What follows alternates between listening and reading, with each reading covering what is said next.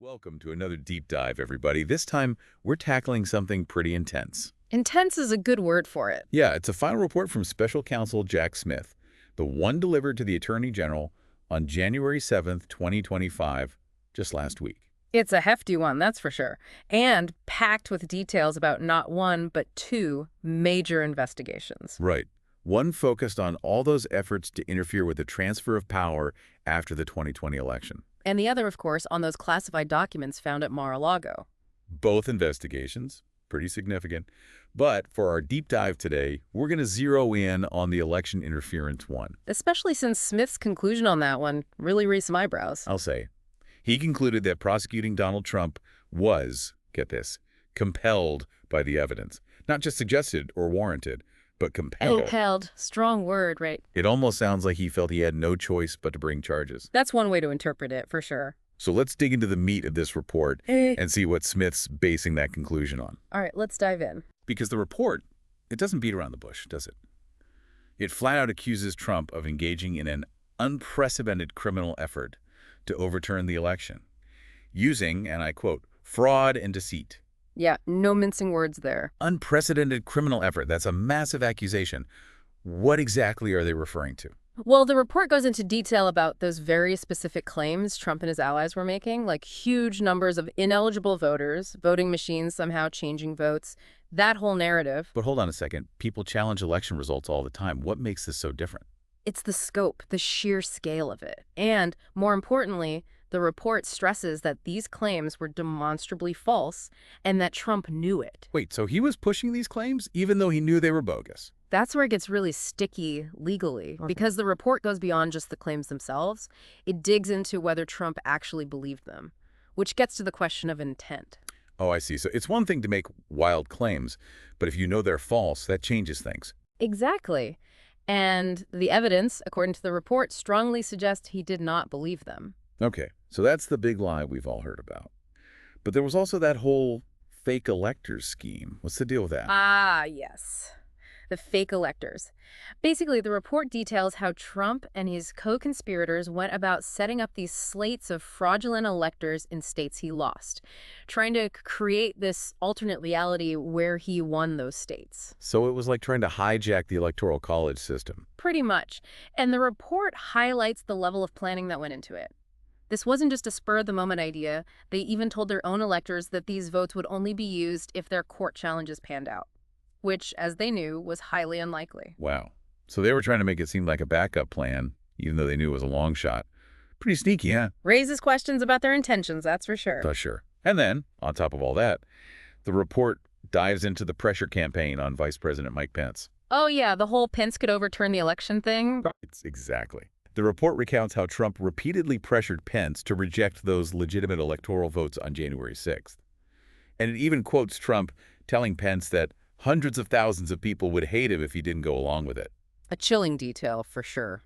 But what I found interesting was that despite this intense pressure, Pence actually consulted with legal experts.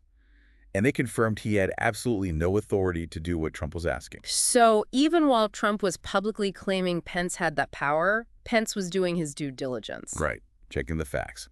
So we've got the big lie, the fake electors plot, and the pressure on Pence. And of course, then we get to January 6th itself. The report goes into detail about Trump's actions that day, including that speech at the Ellipse. Right, and let's not forget that tweet he sent out attacking Pence while the Capitol was under attack. Oh, man. The report even quotes one of the rioters yelling to the police inside the Capitol, "Stand down, we were invited here. We were invited by the President of the United States." It doesn't get much more direct than that. And what really struck me was that even after the violence, even after people had died, the report says Trump continued to defend the rioters. And he kept pushing those false election claims. It paints a pretty stark picture, doesn't it? It does. So we've got a sense of the key allegations in the report. But even with all this evidence, the big question remains, why prosecute? Why go after a former president? I mean, that's got to be tricky territory, right? It is. Completely unprecedented. And that's where things get even more interesting. All right, so we're back and ready to tackle the elephant in the room. Why prosecute?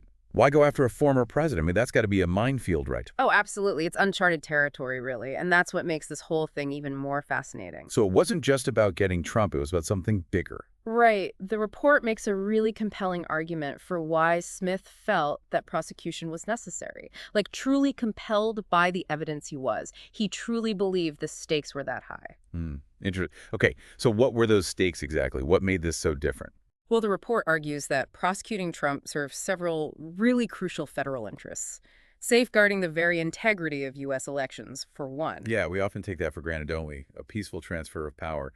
You see so many other countries where elections are just volatile, even violent. Exactly. And that's why Smith felt so strongly about this.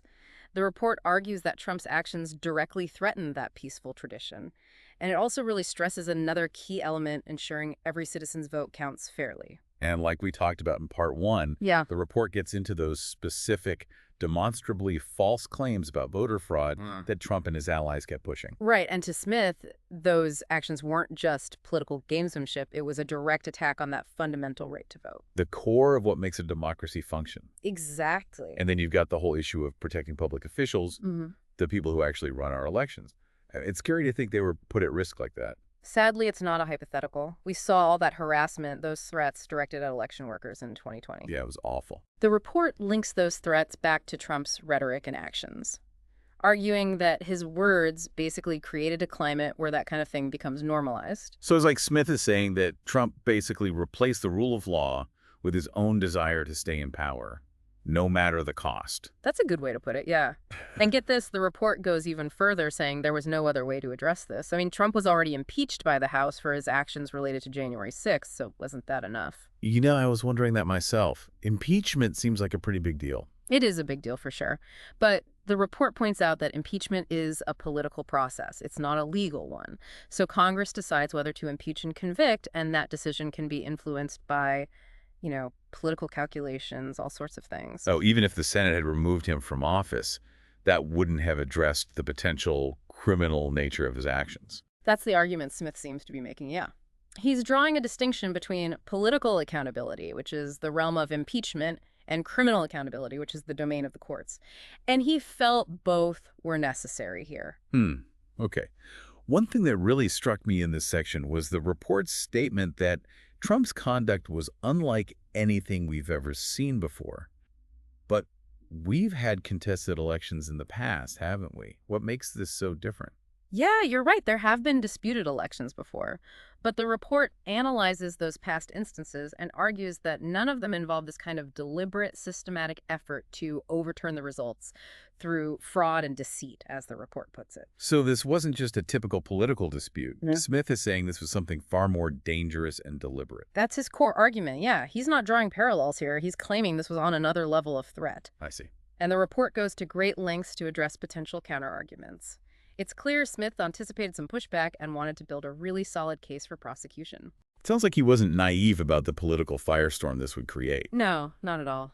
But he clearly felt the threat to democracy was too great to ignore. Okay, so let's talk about some of the legal hurdles Smith had to overcome, like executive privilege and presidential immunity. Those seem like pretty big obstacles. Oh, they were huge. Executive privilege, for example, protects some presidential communications from disclosure. But it's not a get-out-of-jail-free card. Right. Courts can compel the release of those communications if they're essential to a criminal investigation. And in this case, Smith successfully argued that the need for that information outweighed any claims of privilege. So even with all those roadblocks in place, he managed to get access to some pretty sensitive info. He did. Now, presidential immunity is even more complex. It can shield a president from lawsuits related to actions taken while in office, but it's not a blanket immunity, and there's a ton of debate about how it applies to criminal prosecution. Yeah, I can imagine. In Trump's case, the Supreme Court actually ruled that he was immune from prosecution for some of his alleged conduct, but not for all of it. Wait, so even the Supreme Court couldn't agree on where the lines are? Exactly. This case really pushed the boundaries of our legal system, and the report delves into all these legal complexities in such fascinating detail. It's honestly a must-read for anyone who really wants to understand how law, politics, and presidential power all intersect. Well, this has been super intriguing. We've covered a lot. The big lie, the fake electors, the pressure on Pence January 6th, and now all these complex legal questions. But there's still more to unpack, right? You bet. In part 3, we'll wrap up our deep dive by looking at the bigger picture, what the report's findings mean for the future of American democracy. We're back for the final part of our deep dive into the special counsel's report.